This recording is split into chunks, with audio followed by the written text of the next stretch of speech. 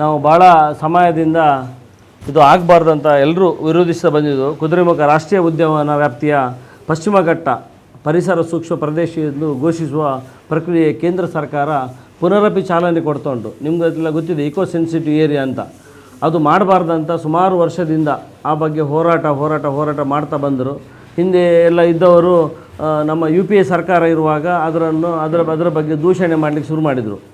ಆಗ ಸಹ ಅದನ್ನು ಭಾಳ ಸ್ಪಷ್ಟವಾಗಿ ಫಾರೆಸ್ಟ್ ರೈಟ್ ಆ್ಯಕ್ಟ್ 2006 ಅಡಿಯಲ್ಲಿ ತಗೊಬಂದು ಅದಕ್ಕೆ ಅರಣ್ಯವಾಸಿಗಳು ಮತ್ತು ಬುಡಕಟ್ಟು ಸಮುದಾಯದ ಇರುವ ಹಕ್ಕುಗಳನ್ನು ಯಾವುದೇ ತೊಂದರೆ ಇಲ್ಲದೆ ಅಥವಾ ರೈತರು ಅಥವಾ ತೋಟಗಾರಿಕೆ ಕೇಂದ್ರ ಸರ್ಕಾರ ಲಿಖಿತವಾಗಿ ಭರವಸೆ ನೀಡಬೇಕೆನ್ನುವ ರೀತಿಯಲ್ಲಿ ಅದನ್ನು ಆ್ಯಕ್ಟನ್ನು ಮಾಡಿದ್ದು 2006ರಲ್ಲಿ. ಆನಂತರ ಪುನರಪಿ 6-7 ಸಲ ಇದ್ದು ಜಾರಿಗೆ ಬರೋದಕ್ಕೆ ಹೋರಾಟ ಮಾಡೋದು ಹಿಂದೆ ಹೋಗೋದು. ಈಗ ಪುನಃ ಏಕಾಏಕಿಯಾಗಿ ಕೇಂದ್ರ ಸರ್ಕಾರ ಇದನ್ನು ಇಕೋ ಸೆನ್ಸಿಟಿವ್ ಏರಿಯಾವಾಗಿ ಒಳಪಡಿಸುವ ಬಗ್ಗೆ ಸುಮಾರು 6 ರಾಜ್ಯಗಳಲ್ಲಿ ಇದು ಬರ್ತದೆ ವ್ಯಾಪ್ತಿಯಲ್ಲಿ. ನಮ್ಮಲ್ಲಿ ಮುಖ್ಯವಾಗಿ ಕಾರ್ಕಳ, ಬೆಳ್ತಂಗಡಿ ಮತ್ತು ಈ ನಮ್ಮ ಮಲೆನಾಡಿನ ಪರಿಸರದ ಏರಿಯಾದಲ್ಲಿ ಬರ್ತದೆ.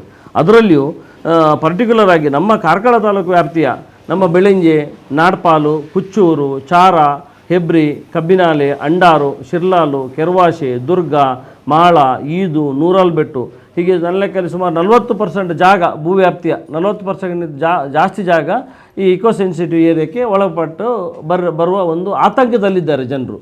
ಅದರಿಗಿಂತಲೂ ಎಷ್ಟೋ ವರ್ಷದಿಂದ ತಮ್ಮ ಜೀವನವನ್ನು ಅಲ್ಲಿ ಅವರು ನಿರೂಪಿಸುತ್ತಾ ಅಥವಾ ಜೀವನಕ್ಕೆ ಪೂರಕವಾದ ವಾತಾವರಣ ಮಾಡ್ತಾ ಬಂದಿದ್ದಾರೆ ಅವರೆಲ್ಲ. ಈಗ ಏಕಾಏಕಿ ನೀವು ಬರ್ತದೆ, ನಿಮ್ಮನ್ನು ಹೊಡೆದೆಬ್ಬಿಸ್ತೇವೆ, ಓಡ್ತೇವೆ ಅಂತ ಕೇಂದ್ರ ಸರ್ಕಾರ ಹೇಳುವುದಾದರೆ ಇದಕ್ಕೆ ಯಾರು ಹೇಳುವವರು ಕೇಳುವವರು ಇಲ್ವಾ ಅಂತ ನಮಗೆ ಭಾಳ ದಿಗ್ಭ್ರಮೆ ಆಗ್ತಾ ಉಂಟು.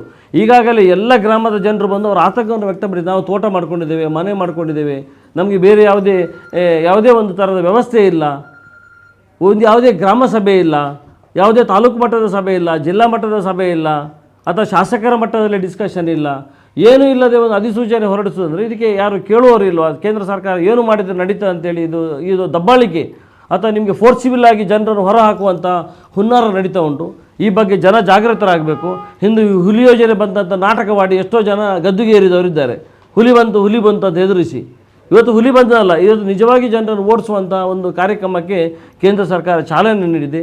ಇದನ್ನು ತುಂಬ ಗಂಭೀರವಾಗಿ ಪರಿಗಣಿಸಿ ಎಲ್ಲ ಭಾಗದ ಜನರಿಗೆ ನಾವು ಇವತ್ತೊಂದು ಶಕ್ತಿ ಕೊಡುವ ಅಥವಾ ಅವರ ಬದುಕನ್ನು ರೂಪಿಸುವ ಅಥವಾ ಬಗ್ಗಿದ್ದು ತೊಂದರೆ ಆಗದ ರೀತಿಯಲ್ಲಿ ಈಗ ಅವರಿಗೆ ಪರ್ಯಾಯ ವ್ಯವಸ್ಥೆಯನ್ನು ಮಾಡಿ ಅವರಿಗೆಲ್ಲ ವ್ಯವಸ್ಥೆ ಮಾಡಿಕೊಟ್ಟು ಮತ್ತೆ ಬೇಕಾದವರನ್ನು ಕಳಿಸಿ ಮಾಡಲಿ. ನಮ್ಮ ಉದ್ದೇಶ ಪರಿಸರವನ್ನು ನಾಶ ಮಾಡೋದು ಯಾವತ್ತೂ ಇಲ್ಲ. ಪರಿಸರವನ್ನು ಉಳಿಸಿ ಬೆಳೆಸುವುದು ನಮ್ಮೆಲ್ಲರ ಆದ್ಯ ಕರ್ತವ್ಯ. ಆ ಮಟ್ಟಿಗೆ ನಾವು ಹೇಳಬೇಕಾದ್ರೆ ಇವತ್ತು ನಾಡಪಾಲು ಗ್ರಾಮ ಪಂಚಾಯತು ನಮ್ಮ ರಾಜ್ಯದನೇ ಅತ್ಯಂತ ಹೆಚ್ಚು ವಿಸ್ತೀರ್ಣ, ಭೌಗೋಳಿಕವಾಗಿ ಕಾಡು ನಾಡು ಇರುವ ಎರಡನೇ ಅತಿ ಹೆಚ್ಚು ವಿಸ್ತೀರ್ಣ ಇರುವ ಗ್ರಾಮ ಪಂಚಾಯತ್ ವ್ಯಾಪ್ತಿ. ನನ್ನ ಲೆಕ್ಕದಲ್ಲಿ 13,000 ಹೆಕ್ಟೇರ್ ಅಂದರೆ 19,000 ಎಕರೆ ಜಾಗ ಉಂಟಂತೇಳಿ ಕೇಳಿ ಭಾಳ ಸಂತೋಷ ಆಗ್ತಾ ಉಂಟು. ಅಂಥ ಭೂಪ್ರದೇಶ ಇರೋ ಜಾಗ ಅದನ್ನೆಲ್ಲ ಉಳಿಸಿ ಬೆಳೆಸೋದು ನಮ್ಮ ಕರ್ತವ್ಯ. ಆದರೂ ಆ ನಿಟ್ಟಿನಲ್ಲಿ ಬಟ್ ಜನರು ಎಲ್ಲಿ ಹೋಗಬೇಕು? ಜನರ ಅವಸ್ಥೆ ಏನು? ಇದಕ್ಕೆ ಆತಂಕದಲ್ಲಿ ನನ್ನ ಲೆಕ್ಕ 50,000ಗಿಂತ ಜಾಸ್ತಿ ಜನ ಈ ಮಧ್ಯದಲ್ಲಿ ಬರ್ತಾರೆ. 50,000ಗಿಂತ ಜಾಸ್ತಿ ಜನ ಈ ಒಂದು ಏರಿಯಾದಲ್ಲಿ ನಾನು ಹೇಳಿದ ಎಲ್ಲ ಗ್ರಾಮದಲ್ಲಿ ಬೆಳಂಜೆಯಿಂದ ಹಿಡಿದು ಈದು ತನಕ ಈದು ನೂರಲ್ಬೆಟ್ಟು ತನಕ ಇಷ್ಟು ಗ್ರಾಮಗಳು ಬರ್ತವೆ. ಇದು ಭಾಳ ನಾವು ಗಂಭೀರವಾಗಿ ತೆಗೆದುಕೊಳ್ಳಬೇಕಾದ ವಿಚಾರ. ಬೆಳ್ತಂಗಡಿ ಏರಿಯಾದಲ್ಲೂ ಇದೆಲ್ಲ ಬರ್ತದೆ.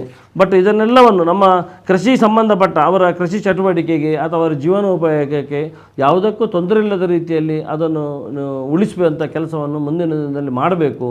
ಈ ಬಗ್ಗೆ ಕೇಂದ್ರ ಸರ್ಕಾರ ಗ್ರಾಮ ಪಂಚಾಯತ್ ಮಟ್ಟದಲ್ಲಿ ಸಭೆ ಕರಿಬೇಕು, ಜನರ ಅಹವಾಲನ್ನು ಸ್ವೀಕರಿಸಬೇಕು. ಅದಕ್ಕಾಗಿ ಸರ್ಕಾರಕ್ಕೆ ನಿರ್ದೇಶನ ಕೊಡಬೇಕು. ರಾಜ್ಯ ಸರ್ಕಾರದ DC ನಿರ್ದೇಶನ ಕೊಡಬೇಕು. ಅವರು ಆ ಪ್ರಕಾರ ಇಲ್ಲಿ ಪಂಚಾಯತ್ ವ್ಯಾಪ್ತಿಯಲ್ಲಿ ಮೀಟಿಂಗನ್ನು ಮಾಡಬೇಕು. ಎಲ್ಲ ಗ್ರಾಮದವರ ವಿಶ್ವಾಸ ತಗೊಳ್ಬೇಕು. ಆ ಗ್ರಾಮದವರು ಎಲ್ಲ ಜನರ ವಿಶ್ವಾಸ, ಅವರಿಗೆ ಹೆದರಿಸಿ ಅವರಿಗೆ ಗುಮ್ಮ ಬಿಟ್ಟು ಅವರನ್ನು ಬಿಡ್ಕೊಳ್ಳೋ ಕೆಲಸವನ್ನು ಮಾಡಬಾರ್ದು. ಇದು ಬಹಳ ಆತಂಕ. ಇವತ್ತು ನಮ್ಮ ಆ ಲೆಕ್ಕದಲ್ಲೇ ಬಂದು ನಮ್ಮ ಹೆಬ್ರಿ ಪೇಟೆ ಸಮೇತ ಹೋಗ್ತದೆ. ಈ ವ್ಯಾಪ್ತಿಯಲ್ಲಿ ಬರುವಾಗ ಹೆಬ್ರಿ ಪೇಟೆ ಸಮೇತ ಹೋಗ್ತದೆ. ಎಷ್ಟೋ ದೇವಸ್ಥಾನ ಇದೆ. ನಾವೆಲ್ಲ ಸಾವಿರಾರು ವರ್ಷಗಳಿಂದ ಆರಾಧನೆ ಮಾಡಿಕೊಂಡ ದೇವಸ್ಥಾನ ಎಲ್ಲ ಈ ವ್ಯಾಪ್ತಿಯಲ್ಲಿ ಬರ್ತದೆ. ಜನರ ಭಾವನೆಯನ್ನು ಕೆರಳಿಸುವ ಕೆಲಸ ಆಗ್ತದೆ.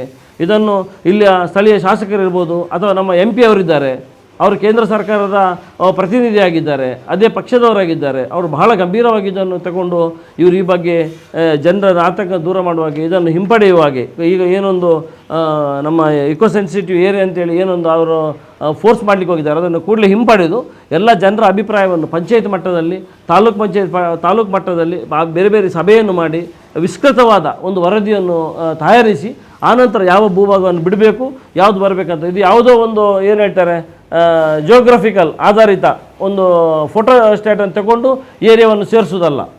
ಅಲ್ಲಿ ವಾಸ್ತವ ಏನುಂಟು ಅರಿತುಕೊಳ್ಬೇಕು.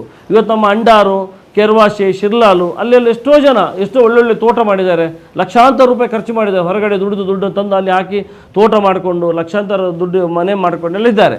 ಅವರೆಲ್ಲಿ ಬಿಟ್ಟು ಓಡಲಿಕ್ಕೆ ಆಗ್ತದಾ?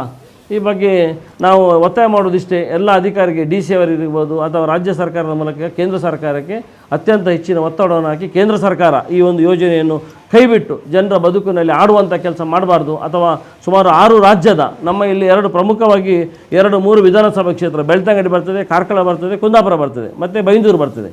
ಈ ವ್ಯಾಪ್ತಿಯಲ್ಲಿ ಬರುವ ಎಲ್ಲ ಜನರನ್ನು ಆತಂಕದಿಂದ ದೂರ ಮಾಡಬೇಕಂತೇಳಿ ನಾನು ಈ ಮೂಲಕ ತಮ್ಮ ಒಂದು ಏನು ಹೇಳ್ತಾರೆ ಪತ್ರಿಕೆಯ ಮೂಲಕ ಅದನ್ನು ಒತ್ತಾಯಿಸುವಂಥ ಮತ್ತು ಪುನರಪಿ ಅದನ್ನು ಕಣ್ತೆರೆಸುವಂಥ ಕೆಲಸ ಅದು ಮುಗಿಯುವ ತನಕ ತಾವು ಇದರ ಹಿಂದುಗಡೆ ಬೀಳಬೇಕು. ಯಾಕಂದರೆ ಇದು ನಾವು ಒಂದು ಸಲ ಮಾತಾಡಿದರೆ ಮುಗಿಯುವಂಥ ವಿಷಯ ಅಲ್ಲ, ತಾವು ಇದನ್ನು ಬೆನ್ನಿಡಬೇಕು. ಯಾಕಂದರೆ ಇವತ್ತು ಪತ್ರಿಕೆಯವರು ಮನಸ್ಸು ಮಾಡಿದರೆ ಯಾವ ಕೆಲಸವನ್ನು ಮಾಡ್ಬೋದು, ನಮಗೆಲ್ಲ ಗೊತ್ತಿದೆ, ವಿಶ್ವಾಸ ಇದೆ. ಪತ್ರಿಕೆ ಇವತ್ತು ಸಮಾಜದ ಕಣ್ಣನ್ನು ತೆರೆಯುವಂಥ ದೊಡ್ಡ ಒಂದು ವ್ಯವಸ್ಥೆ. ಆ ಮೂಲಕ ಪತ್ರಿಕೆಯವರು ಈ ಬಗ್ಗೆ ತುಂಬ ಇದನ್ನು ಜನರಿಗೆ ತಿಳಿಪಡಿಸುವ ಅಥವಾ ಈ ಬಗ್ಗೆ ನಾವು ಈಗಾಗಲೇ ಸಭೆಯನ್ನು ಮಾಡಲಿಕ್ಕೆ ಸ್ಟಾರ್ಟ್ ಮಾಡಿದ್ದೇವೆ, ಪ್ರತಿ ಏರಿಯಾದಲ್ಲಿ ಸಭೆಯನ್ನು ಪ್ರಾರಂಭಿಸಿದ್ದೇವೆ. ಆ ಬಗ್ಗೆ ಜನಜಾಗೃತಿಯನ್ನು ಮೂಡಿಸುವ ಕೆಲಸವನ್ನು ನಾವು ನಮ್ಮಿಂದ ಮಾಡ್ತೇವೆ, ನಮ್ಮ ಪಕ್ಷದಿಂದ ಹಾಗೂ ನಮ್ಮ ಒಂದು ಅಧಿಕಾರ ವ್ಯಾಪ್ತಿಯಲ್ಲಿ ಅದನ್ನು ಮಾಡ್ತೇವೆ. ಆದರೂ ಕಾನೂನಾತ್ಮಕವಾಗಿ ಈ ಬಗ್ಗೆ ತುಂಬ ಸೀರಿಯಸ್ ಆಗಿ ಇದನ್ನು ತೆಗೆದುಕೊಳ್ಳಲು ಭಾಳ ಅವಶ್ಯಕತೆ ಇದೆ ನಾನು ಹೇಳಲಿಕ್ಕೆ ಬಯಸ್ತೇನೆ.